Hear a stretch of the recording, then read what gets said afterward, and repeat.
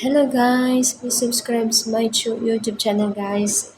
Ngayon, gumawa ako na yung Jitsun Kurat. Ayan na siya. Ayan. So ngayon, lalagyan ko siya ng yung breadcrumbs sa atin. Breadcrumb,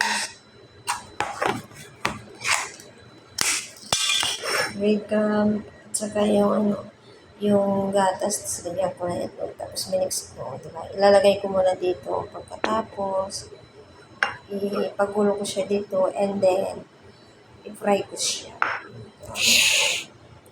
Fry ko siya guys.